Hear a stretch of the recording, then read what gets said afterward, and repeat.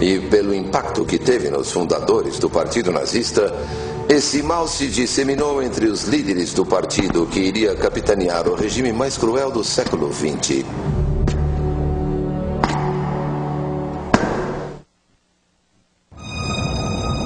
A Sociedade Vril consistia de um grupo de alemães e austríacos que afirmavam que, com uma força da natureza chamada Vril, poderiam conquistar, subjugar e governar o universo. Muitas fontes afirmam que o nascimento da Sociedade Vril aconteceu em 1918, numa reunião misteriosa perto da cidade bávara de Berchtesgaden, a poucos minutos de estâncias de veraneio e das casas de campo de homens muito perversos. A lenda diz que neste hotel nas montanhas, um grupo seleto de ocultistas e nacionalistas graduados se reuniu secretamente para criar a Sociedade Germânica de Metafísica, também conhecida como Sociedade Vril.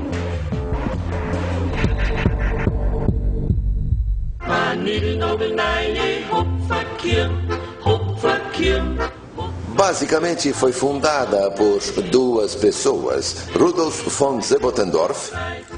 Sebottendorf era muito ativo nos círculos ocultistas, era maçom e alquimista e havia fundado um grupo anterior, a Sociedade Thule. Ele tinha o hábito de usar nomes falsos. Seu nome verdadeiro era Adam Glauer e era filho de um maquinista, porém deu a si mesmo um título de nobreza.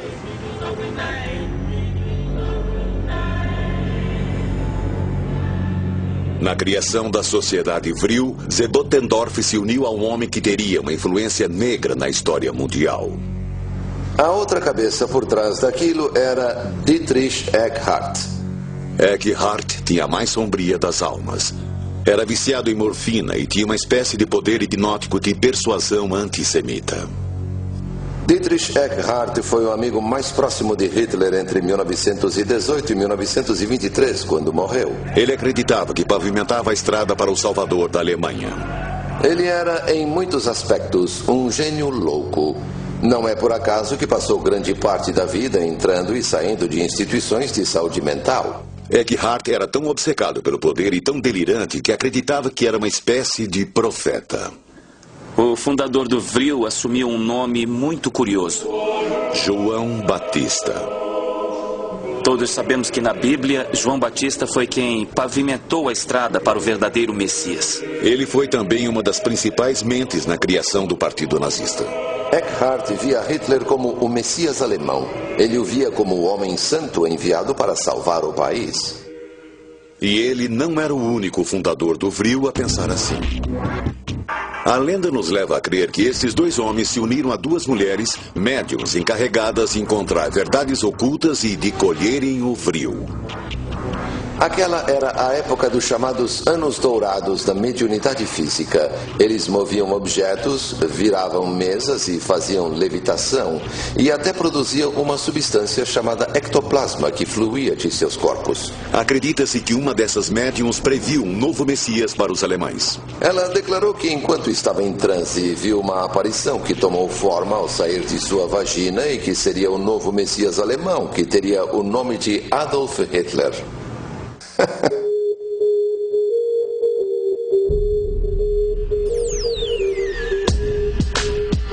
Se fosse verdade, o falso João Batista e a sua Sociedade Vril estariam abrindo caminho para um falso Messias.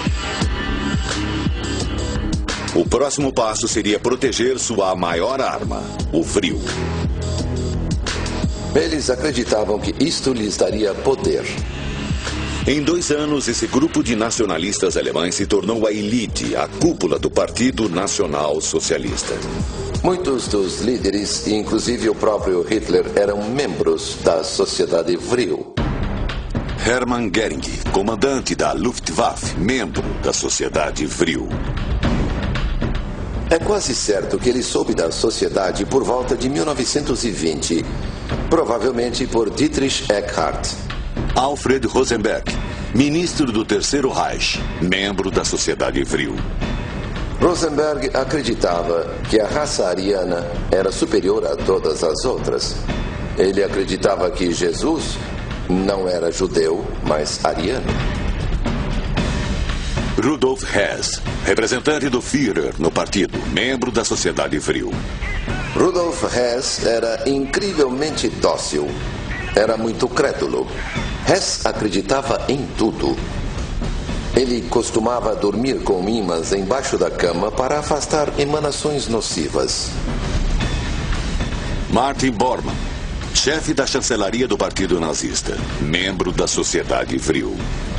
Martin Bormann pode ser considerado o mais cruel deles. Ele era declaradamente um satanista. Ele era categórico sobre o seu desejo de exterminar o cristianismo e o judaísmo, porque via o cristianismo, assim ele dizia, como perversão judaica. Adolf Hitler, líder do Partido Nazista, membro da Sociedade Vril. Hitler era, por definição, uma pessoa sombria, mas ele tirou vantagem da sociedade secreta, da sociedade Vril, para seus próprios objetivos. Hitler usou o frenesi que envolvia o ocultismo a seu favor. Manipulou os membros como bem quis. Nenhum membro chegava a seus pés em crueldade e, de certo modo, em inteligência. Para Hitler, a sociedade Vril e todo o interesse pelo ocultismo que existia na época eram só uma ferramenta para chegar ao topo. E ele viu tudo aquilo conscientemente como um meio para atingir seu objetivo de transformar a Alemanha e se estabelecer como líder. Porém, Hitler tinha suas próprias crenças ocultas. Ele acreditava muito em forças ocultas, ou como quer que elas fossem chamadas, e que essa coisa do Vril tinha um pouco de verdade.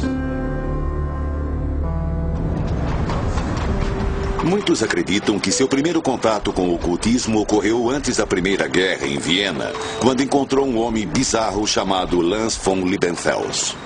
Von Liebenfels pensava que Hitler era um médium nato.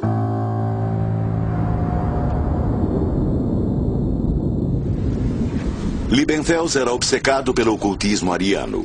Frequentava a antiga cidade de Carnuntum, onde os alemães derrotaram os romanos no século I. Ele inventou uma religião nova que chamou de Ariosofia. E tornou públicas as suas ideias bizarras.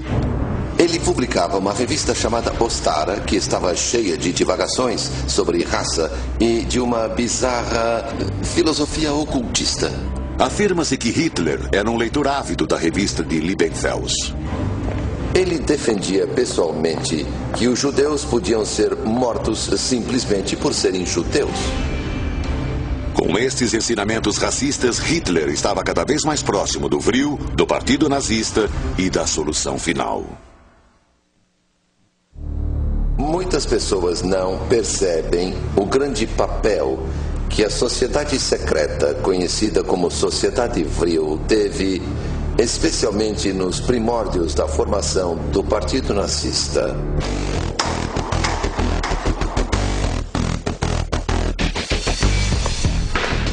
Como é possível que uma sociedade secreta tão bizarra quanto a Vril tenha existido e, além disso, contribuído para o regime mais cruel da história moderna? A influência dela na história mundial teve uma proporção gigantesca. Para entender o motivo, temos que olhar de perto a confusão existente naquela época.